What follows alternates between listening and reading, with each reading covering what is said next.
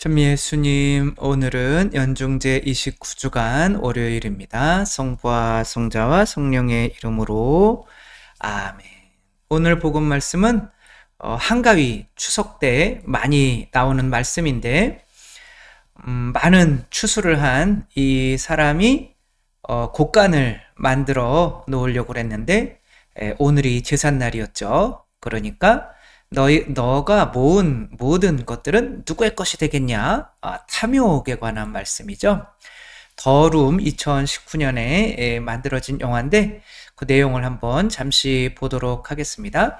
이 젊은 두 부부가 시골에 아주 값싸게 나온 집에 이사를 왔어요. 그런데 이상한 공간을 하나 발견하게 됩니다.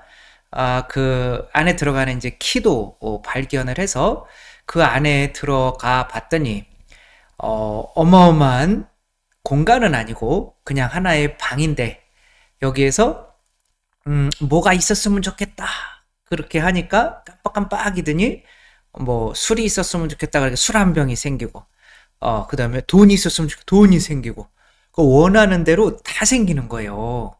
이런 것이 정말 있다면 너무 좋겠죠.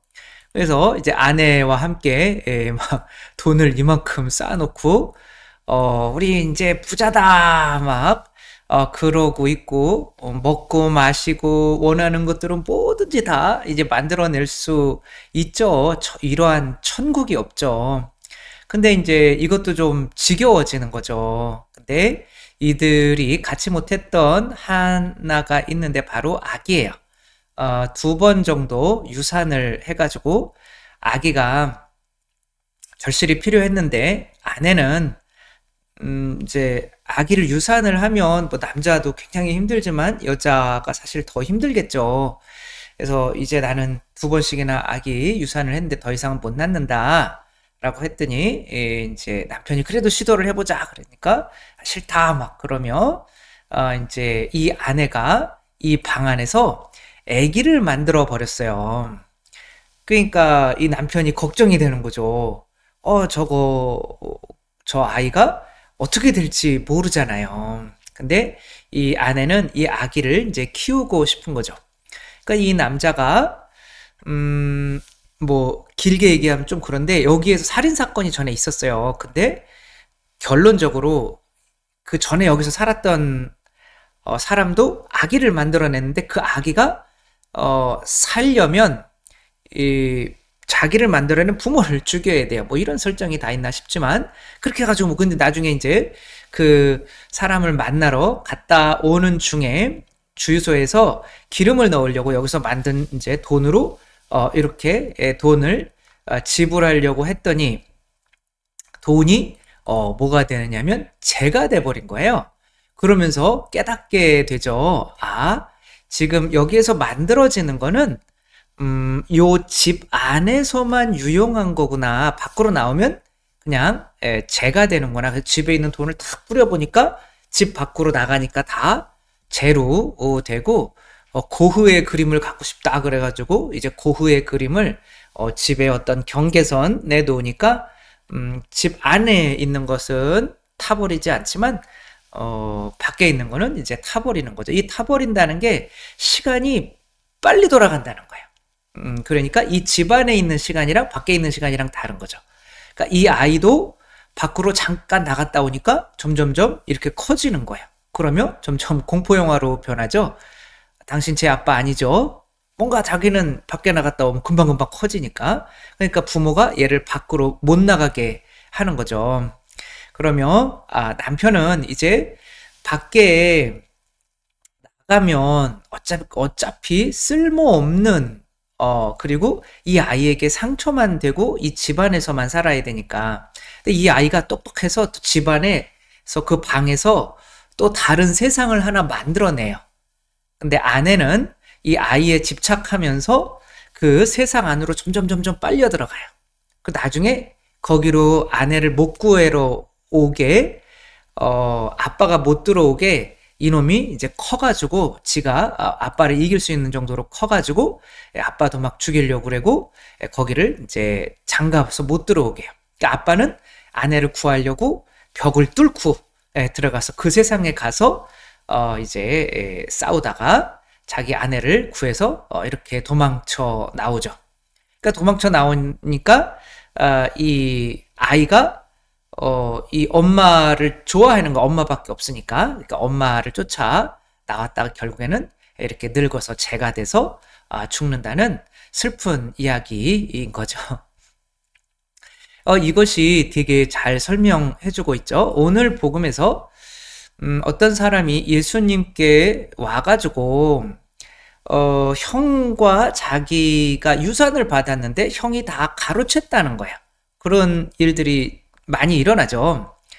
그러니까 열받는 거죠. 그러니까 예수님한테 자기 형도 예수님 좋아하니까 좀 제대로 조금만 좀 달라고 이야기를 좀 해주십시오. 그러니까 예수님이 그건 정의롭게 나눠 가져야죠. 이런 식으로 이야기하지 않고 그 돈을 재로 봐요. 그러니까 나한테 너희들 재 가지고 이렇게 나누라고 하냐. 그러니까 예수님은 항상 그 바깥 세상을 생각하는 거죠. 그러니까 바깥 결국에 우리가 살아야 되는 거는 집 바깥 세상인데 그 바깥 세상에서는 그냥 지푸라기에 불과한 거죠. 그러니까 하느님 입장에서는 눈 깜빡하는 게 천년이잖아요. 그러니까 이 세상에서의 시간은 잠깐 지나가는 거고 이 세상에서 돈이나 이런 것들은 당신 눈으로 보기에는 지푸라기에 불과한 거예요. 다 먼지처럼. 근데 그거 가지고 나누어 달라고 하니까 황당하기 그지없는 거죠. 그러니까 우리 입장에선 이 세상이 중요하니까 전부이니까 그렇게 예수님께서 전혀 그런 거에 관심이 없어 하는 게 이상해 보이지만 아까 그 영화를 통해서 바깥 세상이 어떤 세상인지를 아는 그 남편의 입장에서 보면 그 안에서 이것 때문에 아웅다웅하고 살아가는 게 너무 웃긴 거죠. 그래서 이 불교에서는 이미 굉장한 깨달음인 거죠. 이 세상에서의 모든 고통은 어디에서 시작한다? 집착에서 시작한다. 그래서 집착이 사라지면 고통도 사라진다는 것을 깨달아서 집착을 없애려고 그렇게 노력을 했어요. 그러다 보니 깨달은 게 결국에는 집착하는 나가 없다라는 결론으로 나아가야 되는 거죠.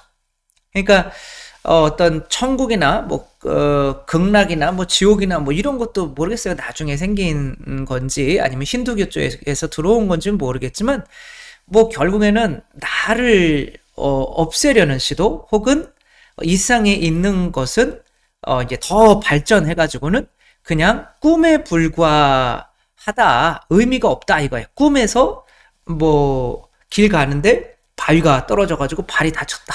그래, 아유 아파라 이런 게 의미가 없다는 거죠. 왜? 깨면 끝이니까. 그러니까 이 세상에 있는 것들을 지푸라기라고 보게 하려고 노력을 엄청나게 하죠. 그런 게 이제 결국에는 똑같이 나아가는 건데 우리는 이 세상에서 집착이 있으면 뭘 못하게 되는 거예요? 사랑을 못하게 되죠. 그러니까 집착하는 대상들은 다 우리가 이 세상에서 뭐 하기 위한 것일까요? 생자로 시작하고 존자로 끝나는데 생존하기 위해서 정글의 법칙이죠. 싸워서 이겨야 생존할 확률이 큰데 그래서 막 달리기를 해서 1등을 해야 되는데 사랑을 하려면 누군가의 손을 잡아주려면 내가 이 세상에서의 생존을 포기해야 돼요. 가지고 있는 돈이 지푸라기라고 여겨야 돼요. 근데 짐승들은 그것을 지푸라기라고 여길 수 있는 능력이 없어요. 왜냐하면 죽음 뒤에 또 다른 세상이 있다는 것을 상상할 수가 없겠죠.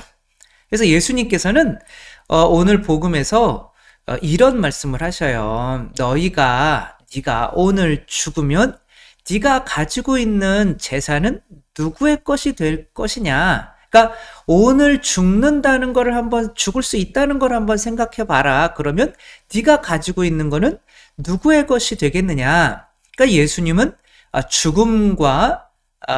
죽음이 아니면 그러니까 자아의 죽음이 아니면 집착에서 벗어날 수 없다. 집착에서 벗어날 수 없으면 고통에서 벗어날 수 없고 그 집착의 고통에서 벗어날 수가 없으면 내가 너무 고통스러우니까 다른 사람에게 내 걸 내어줄 수가 없는 거죠. 결국에는 모기로 머물러서 이 지상에 더 깊숙한 곳, 거기가 지옥인 거죠. 그 속으로 빨려 들어갈 수밖에 없다. 거기서 남편이 끄집어낸 것처럼, 그래서 결국에는 아내가 그렇게 집착하는 게 지푸라기였구나, 혹은 먼지였구나라는 거를 깨닫게 만드는 게 우리가 해야 되는 거고, 예수님이 그러기 위해서 세상에 오신 거죠. 뭐 김범석 교수님 거기에서는 죽어가면서도 자기 동생에게 오랜만에 찾아왔는데, 내 돈 2억 갚아 임마. 그래, 그렇게 죽어가면서 숨도 잘 안 나왔는데, 또 어떤 신부님에게는 이제 막 죽기 직전에 암 환자가 나 죄 없어 막 고해성사 보라고 그랬는데 난 죄 없어. 사람이 죽기 직전까지 그렇게 자존심을 세운다면 뭐 어쩔 수 없는 거죠. 그냥 모기인 거죠. 근데 이제 인간이 이 죽음을 오늘로 땡겨올 수 있는 능력이 있다는 거죠. 그래서 아이들은 이 세상 것에 집착을 많이 안 하겠죠. 왜? 부모님이 다 챙겨줄 거를 아니까. 그러니까 이 아기들은 잠이라는 게 잠자서 못 일어날 수 있잖아요. 저도 할머니의 죽음이 저희 첫 번째 기억이기 때문에 어머니가 또 그거를 비유 말씀을 잘 하신 거죠. 잠으로 비유를 해주신 거죠. 잠자는 거랑 비슷하다. 잠들어서 못 깨어나는 거랑 비슷하다. 영원히 땅속에서 잠자는 게 바로 죽음이다. 그러니까 이제 죽음 이후의 세상을 안 알려주고 그냥 죽음만 알려주니까 죽지 않으려고 잠을 설치게 되죠. 잠을 안 들려고. 그러나 잠은 이제 아이들은 잘 자죠. 근데 어른들이 되면 불면증이 오고 막 그러잖아요. 근데 이제 죽음이라고 하는 게 내 이 세상에 있는 생존에 대한 모든 나의 걱정, 근심을 내려놓고 막 누군가에게 맡기는 시간인 거죠. 그래서 우리 성물도의 끝기도일 때 뭐라고 그래요? 이 밤을 편히 쉬게 하시고 거룩한 죽음을 맞게 하소서. 거룩한 죽음을 잠잘 때, 그래, 오늘 나 죽을 수 있어. 그리고, 죽어도, 하느님 나라, 예수님께서 나를 기다리시는 곳으로 갈 수 있어. 그런 믿음만 있으면은 아이들처럼 편안하게 잘 수가 있겠죠. 이 세상에 있는 돈 놓고, 뭐, 욕망에 대한 이런 거 좀 놓고, 내일은, 내일 걱정은 내일 해야지가 아니라 내일 걱정은 내일이 하게 하라 이런 거예요. 그러니까 내일이라는 건 시간의 주인 하느님께서 내일 걱정도 해주실 거니까 제발 걱정하지 마라. 걱정하면 우리가 악해지고 집착하니까. 그러면 이 세상에서도 저 도저히 이 세상에서 빠져나올 수 없는 상태가 된다. 그래서 우리에게 동물들에게 없는 그 하나의 능력을 주셨는데 바로 잠을 죽음으로 연결시킬 수 있는 능력을 주신 거죠. 그래서 잠들 때마다 우리가 오늘이 마지막 날이다 이렇게 생각하면 집착해서, 그래서 요즘 막 관체험 이런 거 되게 많죠. 관 속에 들어가 가지고 이제 자기 유서도 써놓고 뭐 자기 영정사진도 만들어 놓고 그러며 이렇게 하면 이제 뭐 결국에는 사랑밖에 안 남잖아요. 내 가족들 사랑한다라고 하는 말 못해서 미안하고, 내가 용서하지 못한 사람들 미안하고, 잘 못해줘서 미안하고, 그러니까 사랑밖에 안 남은 거거든요. 그러니까 죽음이 우리에게 주어진 엄청난 선물이고, 그 죽음을 현재화 해서 믿어버릴 수 있는 게 인간에게 주어진 가장 큰 능력이라고 저는 생각을 해요. 그래서 인간은 동물들처럼 생존에 집착하지 않고 내 자신을 내어줄 수 있는 예수 그리스도가 될 수 있는 거죠. 따라서 매일매일이 오늘이 나의 마지막 날이다 라고 진짜 믿고 생각하고, 하나님 오늘 하루도 정말 잘 살게 해주셔서 감사드리고, 오늘 하루 이렇게 잘 살았으니까 더 이상 이 세상에 집착이 없으니까 이제 주님 나라로 저를 인도해 주소서 라고 하면서 모든 걸 이렇게 내려놓고 주님께 맡길 수 있다면 나뿐인 사람이 될 수가 없겠죠?